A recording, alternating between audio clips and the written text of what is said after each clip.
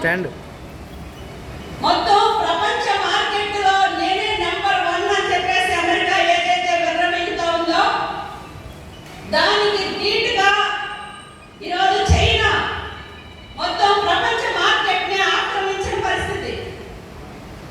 అన్ని రంగాల్లో, శాస్త్ర సాంకేతిక రంగాల్లో, అంతరిక్షంలో, అన్ని రంగాల్లో ఈరోజు చైనా డి అంటే డి అనే పరిస్థితికి ఎదుగుతా ఉంది అనే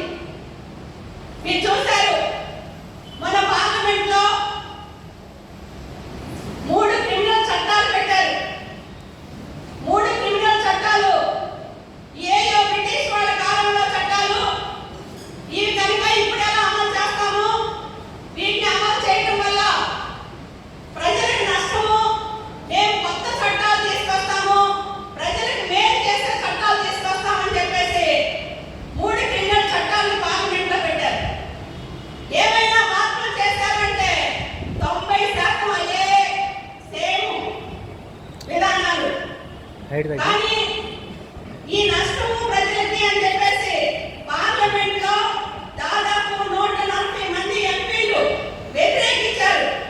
ఈ చట్టాలు అమలు చేయొద్దు అని చెప్పేసి వ్యతిరేకిస్తే వాళ్ళ 140 మందిని బయటికి నెట్టేసి చివరికి ఆ చట్టాలు అమలు చేసిన పరిస్థితి ఉంది. ఏముంది ఆ చట్టాల్లో? ఏమిటి మనం వ్యతిరేకించాల్సిన అవసరం? మీ అందరికీ తెలుసు. ఈరోజు పోలీసుల వ్యవహారం ఎలా ఉండిందో, పాలకులకి అన్యాయంగా ఈరోజు తొత్తులుగా ఎలా వ్యవహరిస్తున్నారు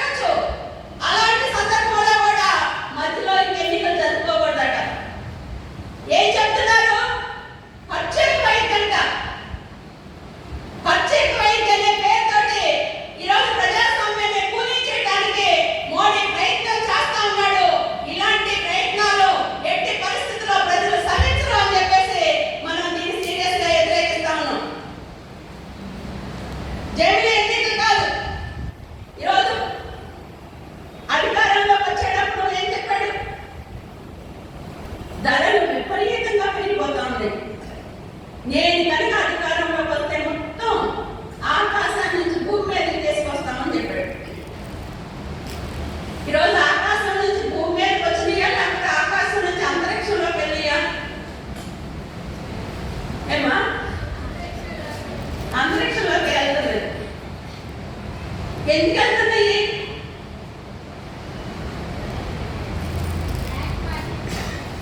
మొత్తం బ్లాక్ మార్కెట్. ఈరోజు ఒకవైపు ఏమో ఉత్పత్తి జరుగుతూ ఉంది, పండించిన రైతులకేమో గిట్టుబాటు ధర లేదు, కొనుక్కునే ప్రజలకు మాత్రం అందుబాటులో ధరలు లేవు. ఒకటి కాదు, రెండు కాదు,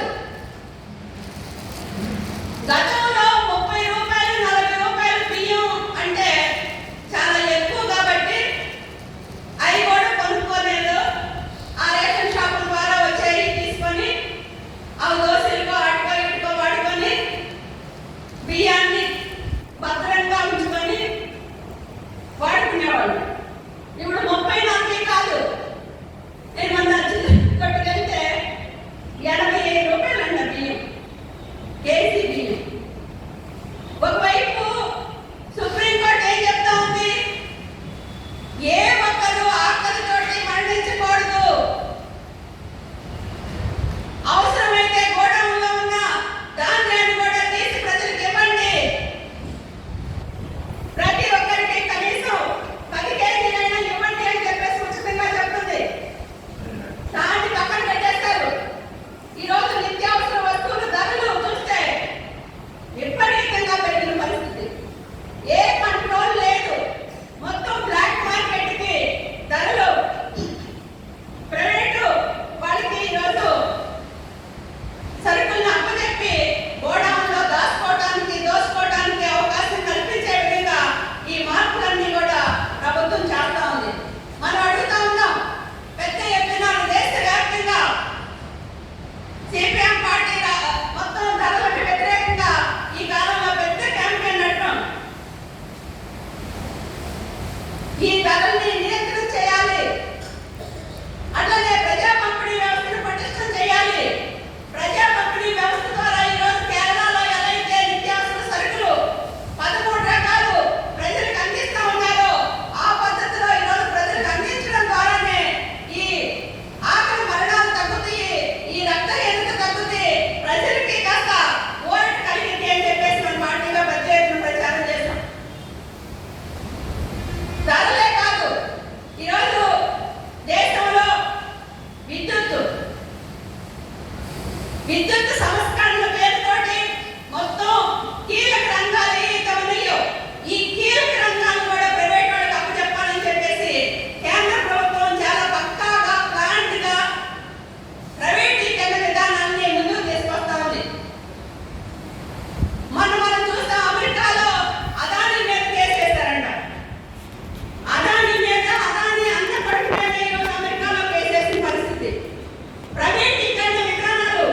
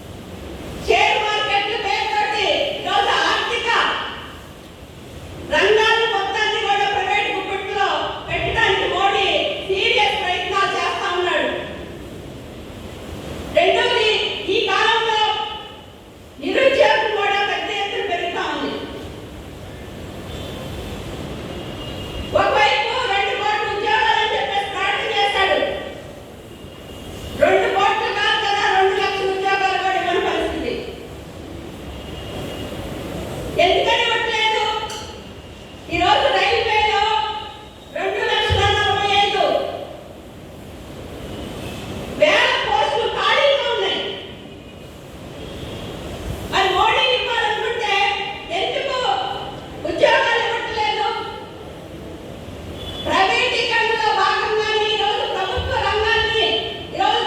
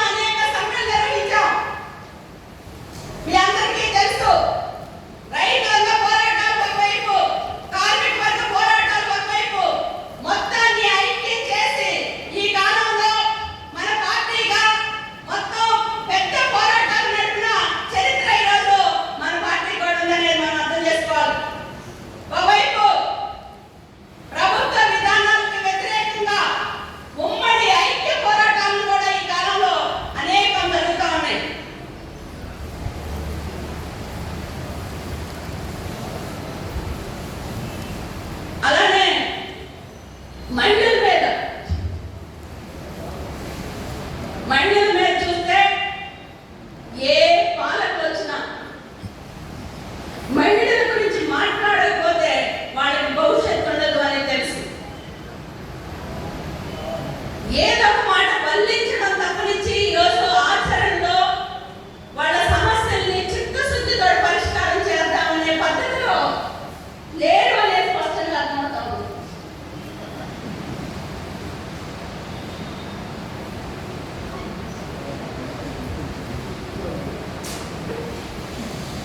ఎందుకని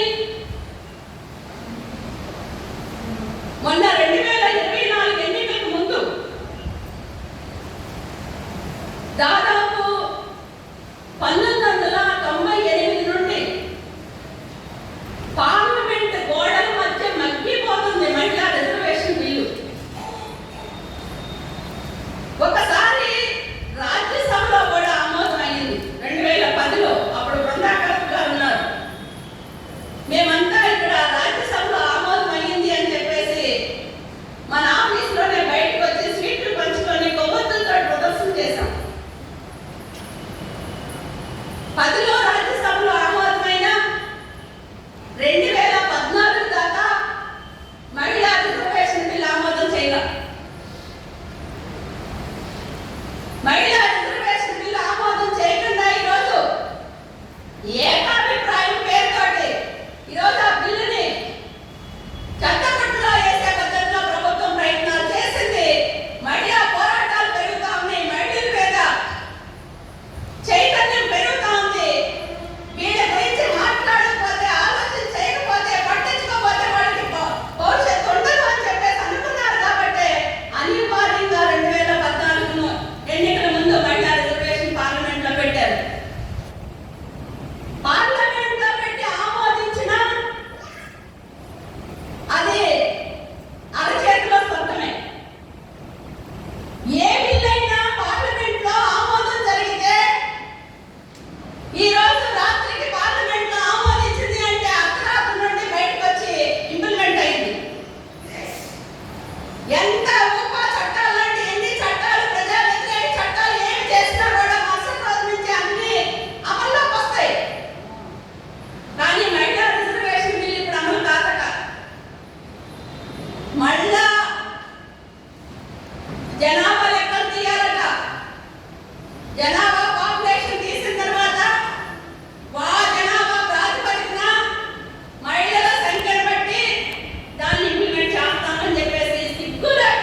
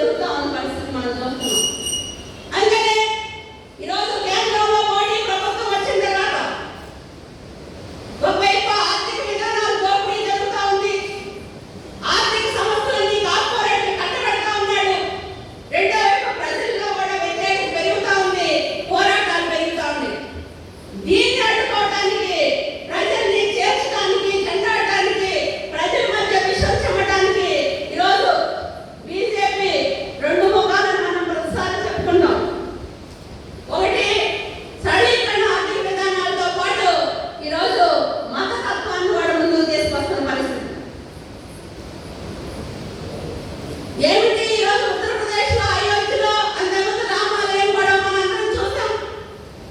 ఇప్పుడు మళ్ళా సంఘాలు అక్కడ కింద హిందూ దేవాలయం ఉందంట మసీద్ కింద. ఎవడు చూశాడు? ఎవడో కేసేస్తే ఆ కేసు కోర్టు తీర్పు చెప్పింది, పరిశీలన చేయండి అని. చివరికి సుప్రీంకోర్టు కవర్ చేసుకోవాల్సిన పరిస్థితి వచ్చింది. ఈరోజు ఒక్క కోర్టు ఒక్క చట్టం ఉంది. ముస్లిం ఆస్తుల్ని ముస్లిం ఆస్తుల్ని కాపాడే హక్కు ముస్లిం సంస్థలు ఉన్నాయి, వాళ్ళకు ఉంది. కానీ పార్లమెంట్ లో ఉన్న నిర్దాక్షిణ్యంగా ఒక్క చట్టాన్ని కూడా మార్చేశారు.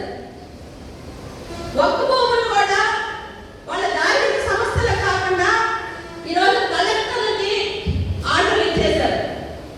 ఈరోజు కలెక్టర్ల చెప్పు చేతుల్లో ముస్లిం ఆస్తుల్ని పెట్టే పరిస్థితి నిర్దాక్షిణ్యంగా ఈరోజు చట్టాన్ని మార్చేసి పార్లమెంట్ లో ముస్లిం ఆస్తులను కూడా కొల్లగొట్టడానికి ఈ పాలకులు ప్రయత్నం చేస్తా ఉన్నారు. ఈరోజు కులం పేరుతోటి, మతం పేరుతోటి, ప్రాంతం పేరుతోటి అల్లర్లు సృష్టిస్తామన్న పరిస్థితి మనం చూస్తున్నాం. టార్గెట్ పెట్టి ఇంకా ఎంత అన్యాయం అంటే ఇటీవల అంగన్వాడీలకు ఒక సర్వే ఇచ్చారు. ఏమిటి? ముస్లిం పిల్లలు క్రిస్టియన్ పిల్లలు ఎంతమంది పుట్టారు 2016 తర్వాత అని చెప్పేసి ఒక సర్వే ఇచ్చారు. మేము డైరెక్టర్ గారితో మాట్లాడితే వాళ్ళు చెప్పింది ఏమిటి అంటే, అమ్మా వాళ్ళు ఎంత చాలా న్యాయంగా వెనకబడిన తరగతులకి సరిగ్గా ఫుడ్ అందుతుందో లేదో తెలుసుకోవడానికి అమ్మా ఈ సర్వే అని చెప్పారు. వెనకబడిన తరగతులు అంటే ముస్లింలు క్రిస్టియన్లే కాదు కదా. ఇప్పటిదాకా అంగన్వాడీలు సర్వే చేయడం అంటే అన్ని తరగతుల్లో వెనుకబడిన తరగతి పిల్లలందరికీ సర్వే చేస్తారు. కానీ ఇప్పుడు కొత్తగా కేవలం ముస్లింలని క్రిస్టియన్ని టార్గెట్ చేసి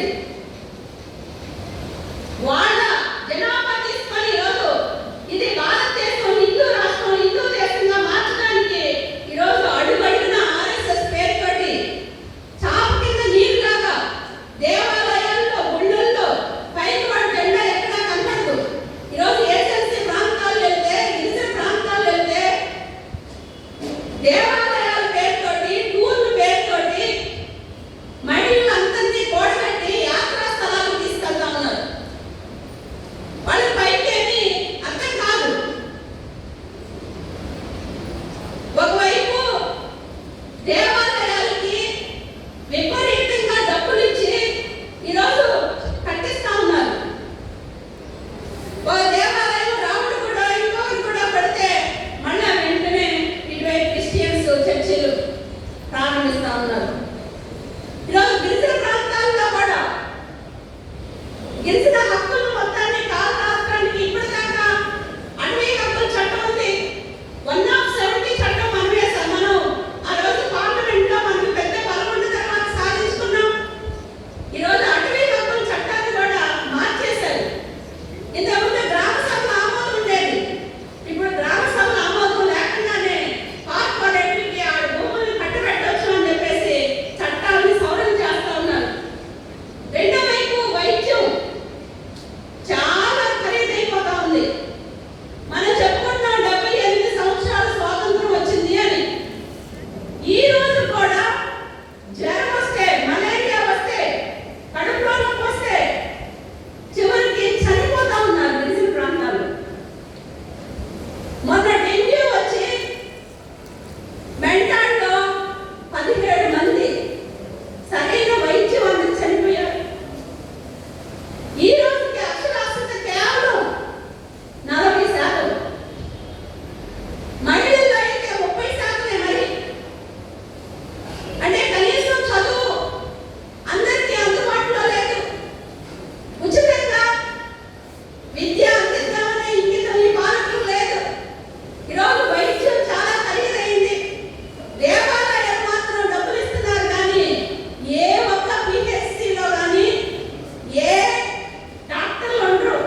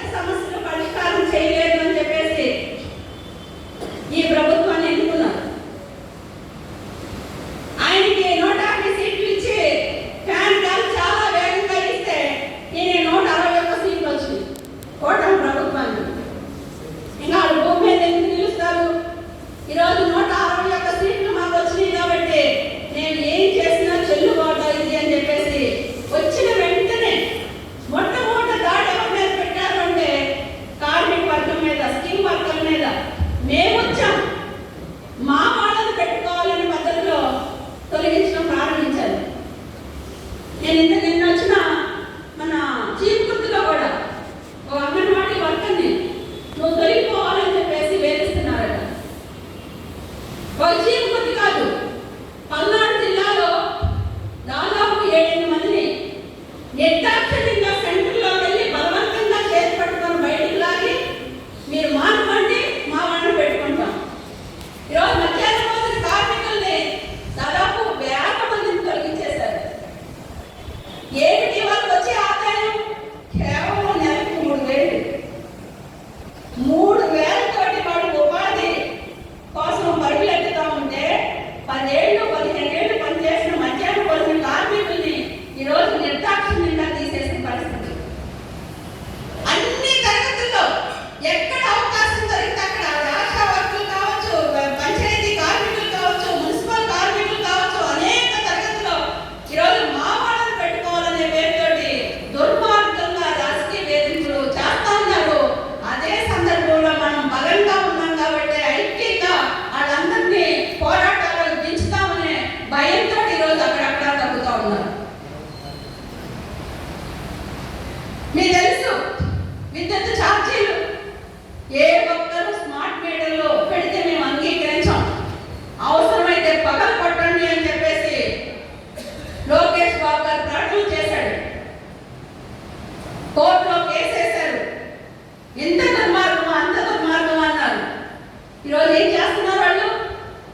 మళ్ళీ వీళ్ళు వచ్చిన తర్వాత సైలెంట్గా, ఎంత సైలెంట్గా అంటే దుర్మార్గులు, మేము నిన్న మన వెంకట్రావు ఇంటికి వెళ్ళాం.